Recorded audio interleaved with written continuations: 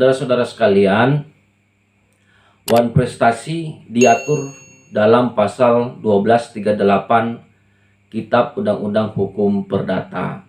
Nah, debitur dinyatakan lalai dengan surat perintah atau dengan akta sejenis itu atau dengan berdasarkan kekuatan dari perikatan sendiri, yaitu bila perikatan itu mengakibatkan debitur harus dianggap lalai dengan lewatnya waktu yang telah ditentukan.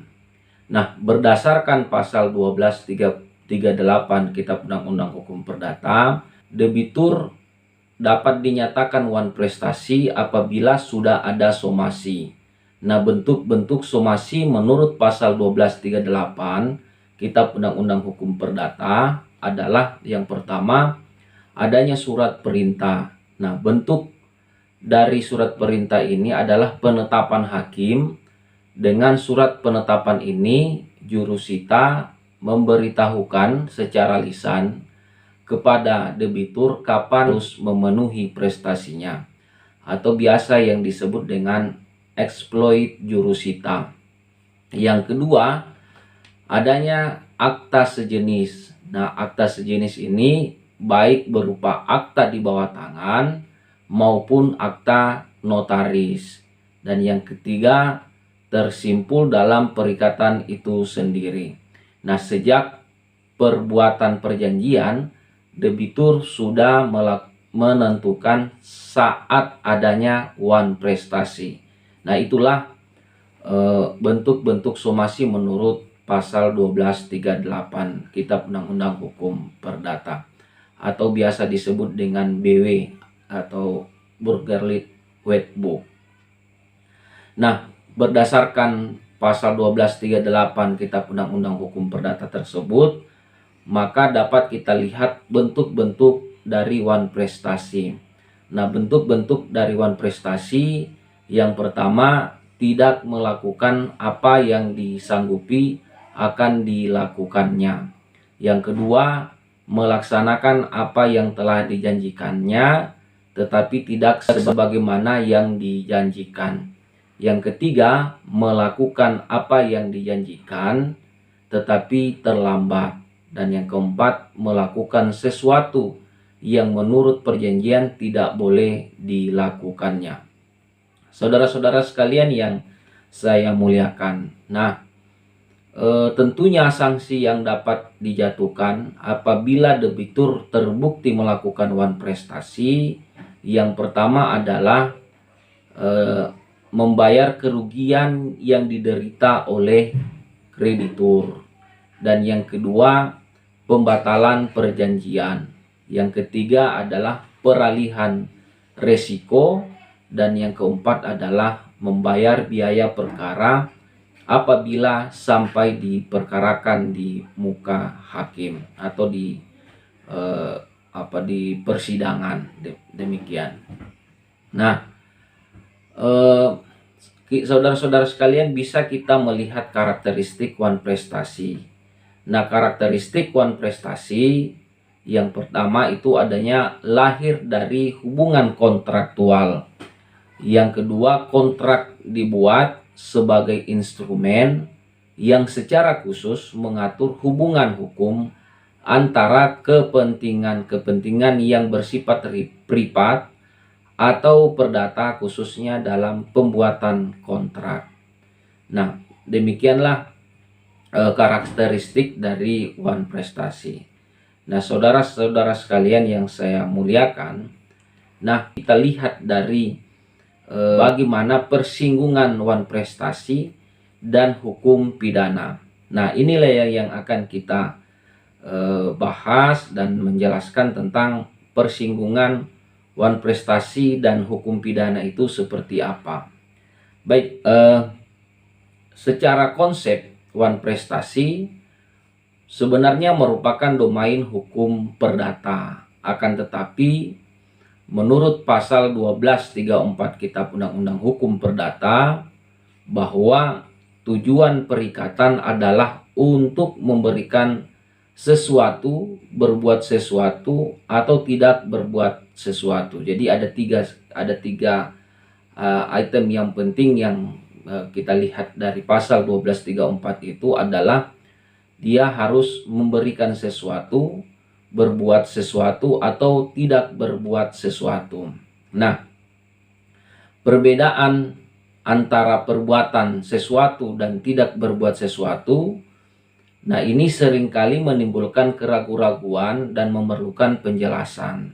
Nah, sementara konsep hukum pidana harus berkiblat pada asas legalitas sesuai dengan prinsip lex certa, yaitu harus jelas, dan lex scripta atau harus tertulis. Tidak adanya analogi dalam hukum pidana. Nah, apa maksudnya? Bahwa untuk menjelaskan tentang perbedaan berbuat sesuatu atau tidak berbuat sesuatu, nah inilah yang sering menimbulkan keraguan-raguan dan memerlukan penjelasan. Nah, sementara dalam hukum pidana itu dia sangat ketat untuk menafsirkan seperti itu. Nah, kenapa seperti ini? Karena jangan dijadikan sebagai memirip-miripkan kasus, walaupun ini mungkin bukan merupakan kasus pidana, tetapi dimirip-miripkan menjadi kasus pidana. Nah, inilah yang hukum pidana mengatakan bahwa harus berkiblat pada asas legalitas. Nah, kalau konsepnya asas legalitas berarti apa yang tertulis di dalam undang-undang tersebut, maka itulah yang harus diberikan makna yang jelas tentang berbuat sesuatu atau tidak berbuat sesuatu. Nah, berbuat sesuatu adalah bersifat positif. Nah, dalam hukum pidana biasa disebut dengan delik komisi, melakukan perbuatan yang dalam undang-undang. Nah, tetapi juga ada tidak berbuat sesuatu bersifat negatif. Dalam hukum pidana dikenal dengan delik omisi atau delik pembiaran. Nah, apa maksudnya ini? Bahwa bisa saja dari perjanjian yang telah dibuat, seseorang itu tidak berkeinginan untuk melakukan pembayaran atau melakukan sesuatu atau tidak berbuat sesuatu terhadap perjanjian tersebut, sehingga dia membiarkan. Nah, kalau dia membiarkan berarti ada unsur kesengajaan sehingga kontrak ini dia berlalu saja dan orang tersebut akan melakukan wan prestasi. Nah, tetapi kalau dengan melakukan wan prestasi itu, maka seseorang itu dapat dimintai untuk mempertanggungjawabkan perbuatannya tersebut. Nah, itu. Nah, batas tegas antara wan prestasi dengan hukum pidana dapat diidentifikasikan adanya hubungan kontraktual. Dalam kondisi tertentu, suatu hubungan hukum yang diawali dengan kontrak dan terjadi pemenuhan prestasi tidak sesuai dengan ketentuan merupakan perbuatan wan prestasi. Akan tetapi dapat pula merupakan suatu perbuatan hukum pidana. Dalam hal ini tindak pidana penipuan sesuai dengan pasal 378 Kitab Undang-Undang Hukum Pidana, dan juga penggelapan pasal 372 Kitab Undang-Undang Hukum Pidana.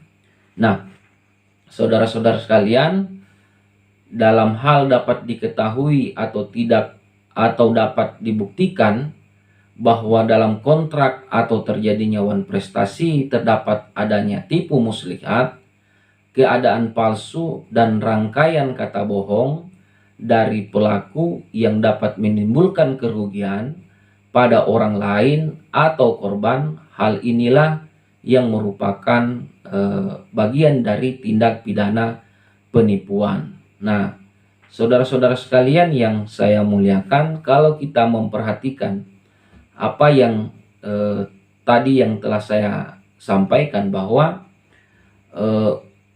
adanya hal yang dapat diketahui atau dapat dibuktikan bahwa dalam kontrak atau terjadinya wan prestasi terdapat adalah tipu muslihat, keadaan palsu, dan rangkaian kata bohong dari pelaku yang dapat menimbulkan kerugian pada orang lain atau korban, maka disitulah persinggungan antara wan prestasi dengan tindak pidana penipuan, ataupun mungkin bisa menjadi tindak pidana penggelapan sesuai pasal yang diatur dalam Kitab Undang-Undang Hukum Pidana.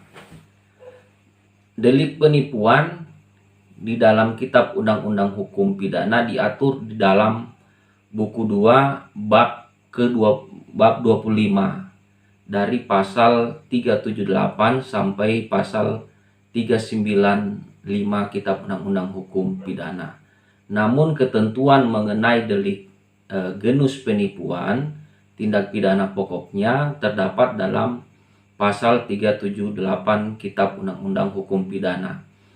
Nah, yang berbunyi bahwa barang siapa dengan maksud untuk menguntungkan diri sendiri atau orang lain dengan melawan hukum, dengan memakai nama palsu atau martabat palsu, dengan tipu muslihat ataupun dengan rangkaian kebohongan, menggerakkan orang lain untuk menyerahkan sesuatu benda kepadanya atau supaya memberi untung maupun menghapus piutang, diancam karena penipuan dengan pidana penjara paling lama 4 tahun. Nah, berdasarkan bunyi pasal 378 Kitab Undang-Undang Hukum Pidana, maka secara yuridis delik penipuan unsur-unsur pokok antara lain ada dua. Yang pertama adalah unsur subjektif delik, dan yang kedua adalah unsur objektif delik. Objektif delik. Nah, unsur subjektif delik berupa kesengajaan pelaku untuk menipu orang lain yang dirumuskan dalam pasal undang-undang dengan kata-kata dengan maksud untuk menguntungkan diri sendiri atau orang lain secara melawan hukum. Yang kedua, unsur objektif terdiri dari unsur menggerakkan orang lain agar orang lain tersebut menyerahkan suatu benda, memberi hutang, menghapuskan piutang, dan unsur cara menggerakkan orang lain, yakni dengan memakai nama palsu, martabat atau sifat palsu, tipu atau sifat palsu maupun tipu muslihat dengan rangkaian kebohongan. Saudara-saudara sekalian, berdasarkan prinsip dasar tindak pidana penipuan tersebut, maka ada beberapa hal yang dapat kita simpulkan. Yang pertama, prinsip dasar dari tindak pidana penipuan itu tersebut adalah tidak jujur cara untuk memperoleh harta, yaitu dengan curang atau tipu muslihat. Yang kedua, tidak jujur dalam memperoleh manfaat atau keuntungan melalui akal muslihat sehingga orang merasa tertipu. Dan yang ketiga, niat jahat dari awal sudah dapat diketahui dengan cara membandingkan apa yang diucapkan atau dilakukan bertentangan dengan kondisi objektif diri dan kemampuannya. Dan yang terakhir, adanya sifat melawan hukum.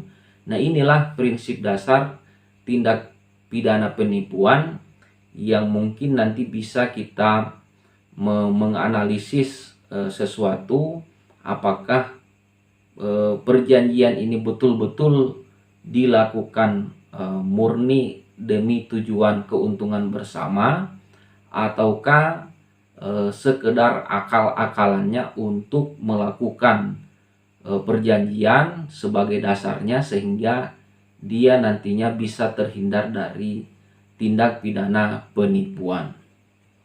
Nah, selain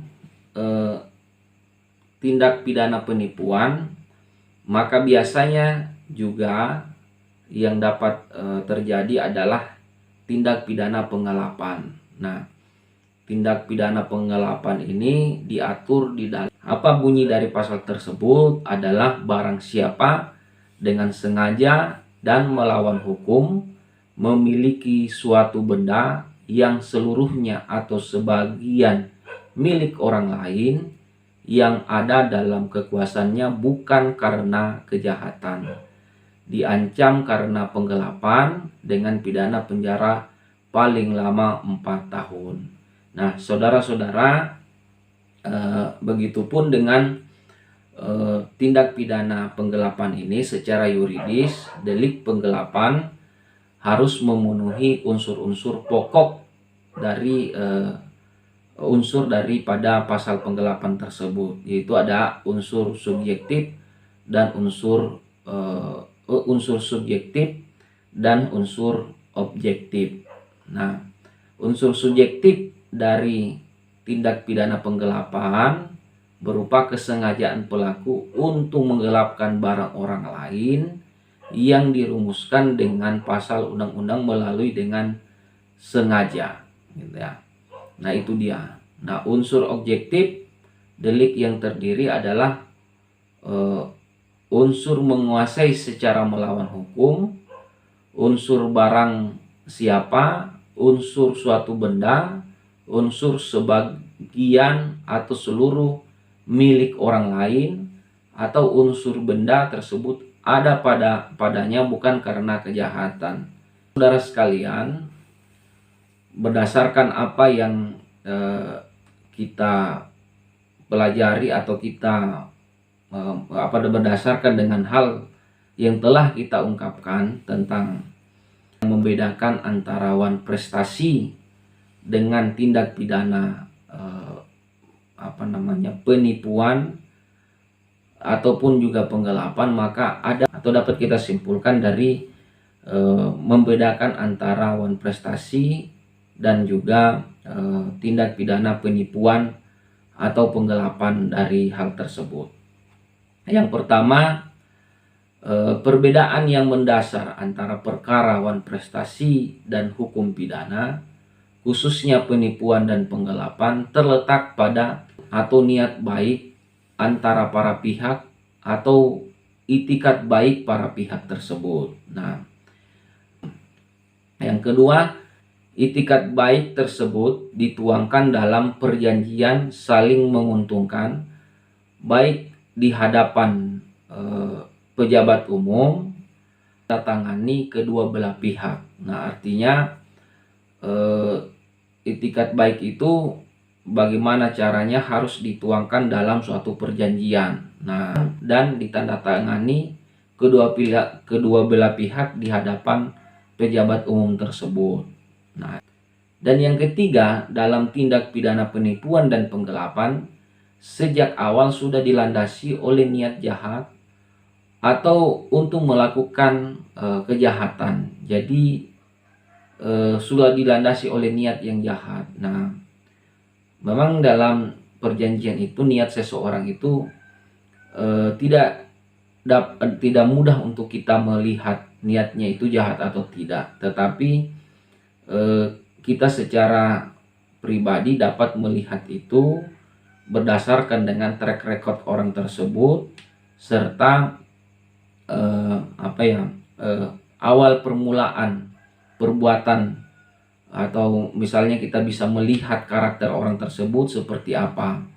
Walaupun niatnya seseorang tidak bisa dibaca, tetapi dengan perbuatan yang dilakukan sehingga mungkin bisa kita melihat apakah orang tersebut memang niatnya untuk menguntungkan antara kedua pihak atau memang sengaja untuk melakukan sesuatu penipuan terhadap dalam perjanjian tersebut. Dan yang keempat, dalam rangka memperoleh keuntungan dilakukan dengan cara melakukan tipu daya seolah-olah benar atau secara melawan hukum sehingga orang lain menderita kerugian material maupun imaterial. Jadi perolehan keuntungan dalam perjanjian tersebut dilakukan dengan cara melakukan tipu daya, seolah-olah benar atau secara melawan hukum benar, sehingga orang lain menderita kerugian material maupun imaterial. Jadi memang dia sudah merancangkan untuk melakukan tipu daya atau tipu muslihat, seolah-olah ini merupakan sesuatu perjanjian yang diatur dalam undang-undang. Ternyata memang dia sudah mempunyai niat untuk melakukan tipu muslihat. Saudara-saudara, bahwa perikatan yang berakibat pada wan prestasi merupakan masalah murni keperdataan atau kontraktual individual. Semestinya tetap harus dipandang dan diletakkan secara profesional dan tidak ditarik secara sederhana, apalagi dengan dipaksakan sebagai kasus kejahatan, penipuan ataupun penggelapan. Terlebih lagi jika hal itu dilakukan dengan maksud atau tujuan-tujuan tertentu. Nah, berdasarkan hal tersebut memang kita memperhatikan bahwa wan prestasi itu merupakan kegiatan murni dari hukum perdata gitu ya. Nah, atau kontrak individual antara para pihak. Nah, tetapi dia bisa menjadi bisa menjadi sesuatu perbuatan pidana apabila yang tadi itu adalah ada unsur-unsur penipuan, kata-kata bohong yang memang sudah dirancang oleh salah satu pihak untuk melakukan sesuatu tindak pidana. Nah, dari hal tersebut bisa kita melihat bahwa bagaimana wan prestasi bisa menjadi sesuatu tindak pidana. Maka yang harus kita perhatikan adalah yang pertama adalah bagaimana syarat-syarat sesuatu perjanjian. Perjanjian itu terpenuhi, dia harus terpenuhi. Yang kedua adalah kita bisa melihat dari prestasi yang dilakukan, apa yang dikatakan dengan perbuatan yang dilakukan itu berkesesuaian dengan isi kontrak tersebut. Yang ketiga, kalau misalnya terjadi wan prestasi, maka kita harus lihat wan prestasinya seperti apa gitu ya. Dan yang terakhir adalah maka dari konteks hukum pidana, maka setiap unsur-unsur itu harus dia terpenuhi gitu ya. Unsur dari tindak pidana penipuan ataupun dari tindak pidana penggelapan. Nah, sehingga ini yang diramu menjadi satu kesimpulan, kata-kata bohong yang yang tidak sesuai dengan apa yang diperjanjikan, maka itu bisa menjadi bagian dari suatu wan prestasi menjadi sesuatu menjadi tindak pidana. Nah, mungkin demikian yang dapat saya jelaskan dari saya, sehingga ini bisa bermanfaat bagi kita semua. Assalamualaikum warahmatullahi wabarakatuh.